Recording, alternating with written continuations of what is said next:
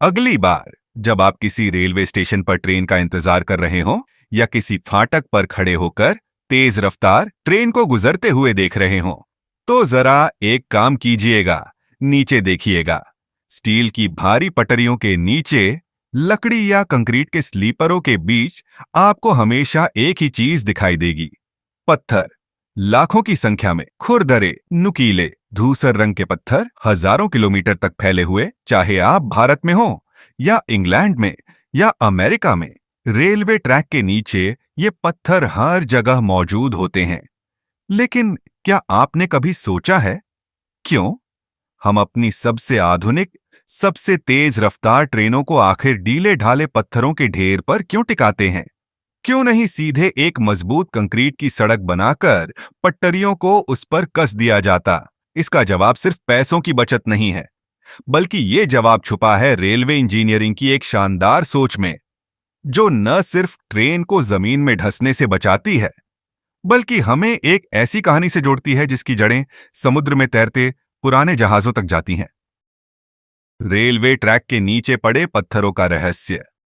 इन पत्थरों को समझने से पहले हमें एक समस्या को समझना होगा, और वो समस्या है वजन। एक भरी हुई ट्रेन बेहद भारी होती है। लाखों किलो स्टील, इंजन, डिब्बे और सामान।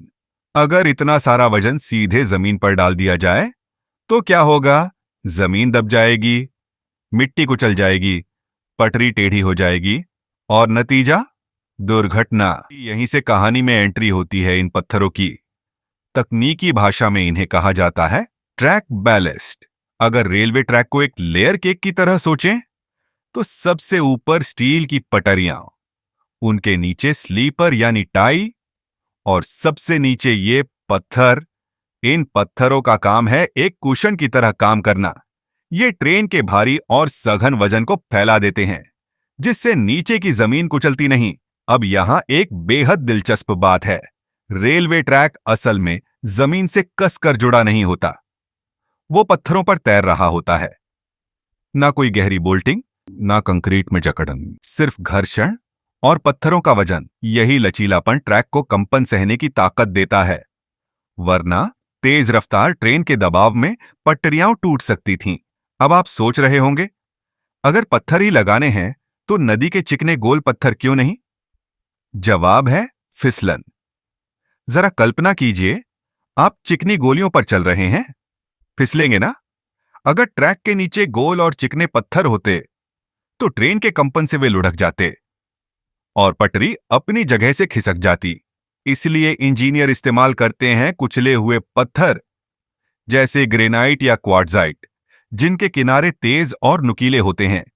ये पत्थर आपस में फंस जाते हैं, एक दूसरे को कसकर पकड़ लेते हैं, जिससे एक मजबूत लेकिन लचीला ढांचा बनता है। यही वजह है कि तेज रफ्तार ट्रेन मोड़ पर भी पटरी से नहीं उतरती। इन पत्थरों का काम सिर्फ वजन उठाना नहीं है, ये लड़ते हैं रेलवे के दो सबसे बड़े दुश्मनों से, पानी और घास।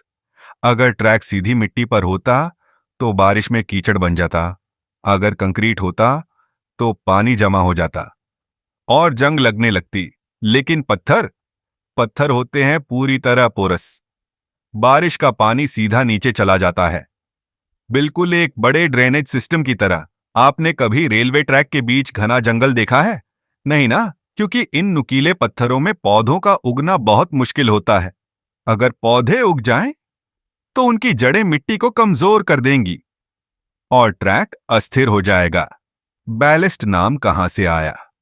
अब आखिर में एक चौंकाने वाली बात, बैलेस्ट शब्द रेलवे से नहीं बल्कि समुद्र से आया है। सदियों पहले जब लकड़ी के जहाज खाली चलते थे तो वे बहुत हल्के होते थे, लहरों में डगमगाते थे। उन्हें संतुलित रखने के लिए नाविक जहाज में भारी पत्थर भरते थे। इन्हें कहा जाता था बैलेस्ट। जब जहाज बंदरगाह पहुंचते तो माल भरने से पहले ये पत्थर किनारे फेंक दिए जाते। शुरुआती रेलवे इंजीनियरों ने इन पत्थरों को देखा और सोचा, ये बिल्कुल परफेक्ट है। उन्होंने इन्हें रेलवे ट्रैक के नीचे इस्तेमाल किया और नाम वही रह गया, बैलेस्ट। तो अगली बार जब आप उन नुकीले, धूसर पत्थरों को देखें तो उन्हें सिर्फ पत्थर मत समझिएगा, वो हैं वजन उठाने वाले, पानी निकालने वाले, घास रोकने वाले और 200 साल से दुनिया को आगे बढ़ाने वाले इंजीनियरिंग के गुमनाम हीरो। अगर आपको ये सफर पसंद आया हो तो वीडियो को लाइक कीजिए और ऐसे ही छुपे हुए रहस्यों के लिए सब्सक्राइब जरूर कीजिए।